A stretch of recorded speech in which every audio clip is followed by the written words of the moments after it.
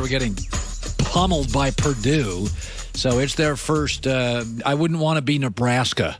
I got a feeling Ohio State, the Buckeyes, are going to rub it in on Nebraska. West Virginia also plays Texas this weekend. Our next guest was a first-round pick, a dominant player. He was the fastest player in NBA history to get to 5,000 points and 2,000 assists. He and Oscar Robertson did it faster than anybody in the history of the sport. He is now coaching, and for the first time in the history of my show, I've had back-to-back guests who went to UTEP. Carson Palmer, and let's bring him on, Tim Hardaway. Jordan Palmer, excuse me. Former NBA All-Star.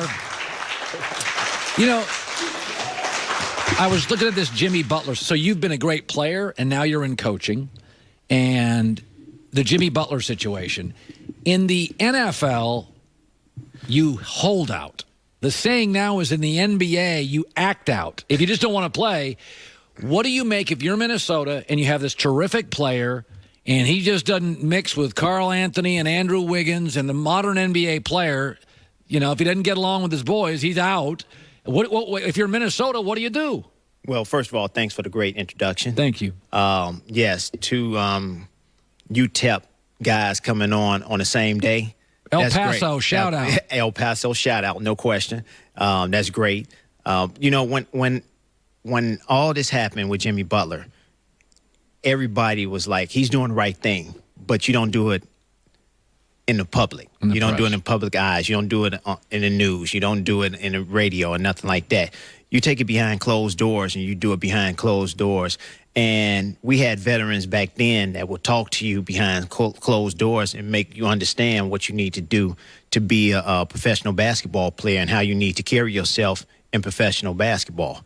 But, you know, the way he has done it is aggravating and should not have happened, and it's kind of disrespectful to his teammates and to his coaches, and what he did in practice, disrespect his coaches in practice like, you need me now.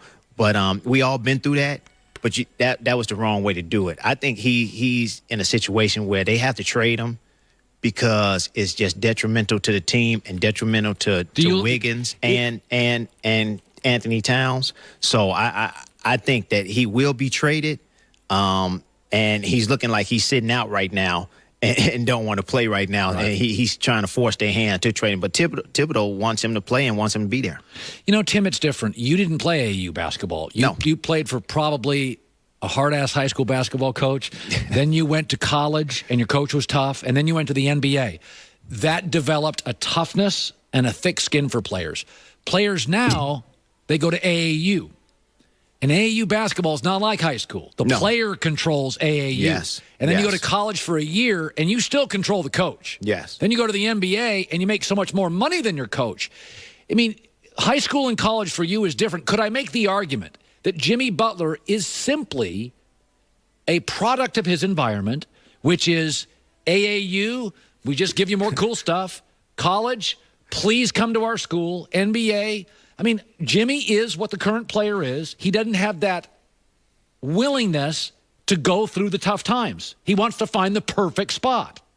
Well, I think he's looking at all the other guys, Kevin Durant, you know, that went to, and LeBron James, that chose and went to where they wanted to go and which team they wanted to go to.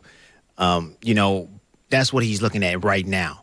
And he wants to pick and choose, and even Kawhi Leonard. Yes. You know, he like, I don't want to play no more for the San Antonio Spurs, and he forced their hand. Do you I don't know what went on with that situation or whatever, but it was everybody's still wondering what happened and how it happened and what sparked that type of talk with Popovich and the San Antonio Spurs with Kawhi Leonard. I mean, a brilliant coach, should have worked. It should have worked.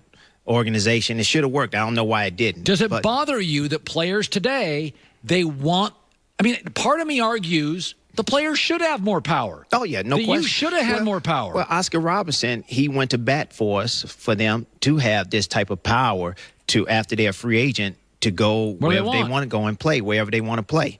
But, you know, I think that Jimmy Butler just did it in the wrong way. And now Too toxic. Yeah, it is very toxic. Too toxic. Yeah, if he did it behind closed doors, it'd be great. It'd be fine. That's how LeBron and Durant did it. They surprised us. Exactly. You know, and that's the way it's supposed to be, behind closed doors, and talk behind closed doors to your teammate. Make your teammate understand what you want them to do, and close doors with the management and say, look, I want want my max money, and I deserve max money, but don't be out in the media, Instagram, you know, in the newspaper, on TV or whatever, and say that, you know, I should be paid this. It's too disruptive. It's too disruptive, too. Well, you know, there's a player in the NBA that I think has honestly changed basketball, Steph Curry.